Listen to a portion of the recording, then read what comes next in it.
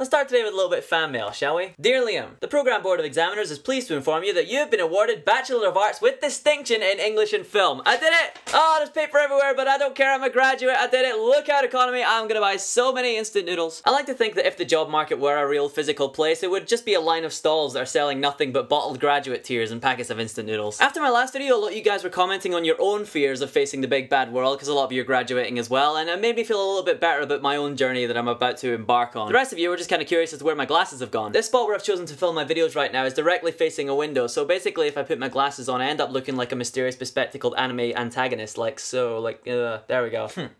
Impressive. So if you aren't already aware, following the much anticipated 50th anniversary special later on this year, Matt Smith will be leaving Doctor Who. Admittedly, I'm just not as sad as I expected to be. I'll miss the potential that the 11th Doctor had in like season 5, but now things are just a little bit stale, and I'm excited to see what change will bring. So obviously the big question on everybody's tiny human minds right now is who's next? I said the thing. Shut up. Now I know that every popular geek blog and news outlet under Gallifrey's two sons has already done a list of people who they think would make a good 12th Doctor, but I keep seeing all the same names pop up. Benedict Cumberbatch, Tom Hiddleston, Stephen Fry, Daniel Radcliffe, Richard Ayoade, Martin Freeman, Dame Helen Mirren, The Delusional Prophecy of the Return of David Tennant, Prince William, Prince Harry, Harry Styles, Charlie McDonnell, me, and every other British person whose name you've learned. But I want to do a genuine, honest, personal list of candidates that isn't just pandering to the Anglophile demographic. So here's a few names that I've given about 5 minutes of thought to that I think would make a great new Time Lord. First on my list is John Hurt. Bear with me because I know he's already been established as not the Doctor or whatever is going to happen there. But I do think that following the 50th anniversary, it would be cool to have a whole flashback series chronicling the misadventures of the non-Doctor. It would be a good chance after the anniversary to give the current series and story a breather, let them decide what they want to do with it next, while still at the same time giving us some amazing stories. It'd be cool to see some of those lost years, maybe some Time War nonsense. Failing getting John Hurt to do that, I think it'd be cool to give Paul McGann some more screen time. Actually, I've changed my mind. I want that instead. I want to see more Paul McGann Doctor. My next option is Dominic Monaghan as the Doctor with Billy Boyd as his companion. Or maybe Billy Boyd as the Doctor with Dominic Monaghan as his companion. I don't care either way. I just want to see those two do more things together. I missed Merry and Pippin. How about Daniel Vincent Gord? We already know YouTube's own William Darcy already rocks the bow tie and suspenders look, and he's just unknown enough as an actor by the rest of the world that he could potentially be a realistic candidate. I mean, come on, fancasters. Do you really think that Sir Ian McKellen is a realistic possibility when the world already knows him as Magneto, Gandalf, and that guy from Coronation Street? Ironically, my next suggestion is Leonardo Dicaprio. Guy can't win an Oscar, but at least this way he'll have a chance at a BAFTA. I just want to see him win something, you know? One of these days he'll win something other than the nation's hearts. A definite possibility in the running for the 12th Doctor should be Princess Merida. Don't laugh, I see you laughing, but believe me, she takes all the boxes for what people want to see in a future Doctor. She's a strong female character, she's a free spirit, she's adventurous, she's ginger, she's completely intangible on a physical plane. And her pasty Celtic complexion means that even though she's a progressive character, she'll also appeal to that tiny demographic of Doctor Who fans who are accidental racists. Seriously, side note, if any of your friends try to explain to you why a man who can completely change his genetic makeup can't do so with his skin colour, despite the fact that it's already canonically happened in the series, I want you to respond to them with this exact phrase. Shh.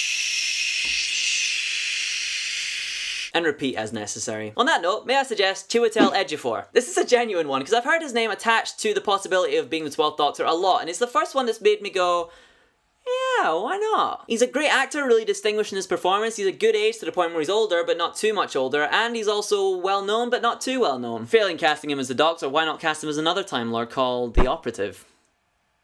Can't stop the signal. Johnny Depp. If only for the fact that casting Johnny Depp means we would finally be rid of Stephen Moffat as a head writer because Johnny Depp doesn't do anything that wasn't written by Tim Burton. Richard Madden, because he needs a new job.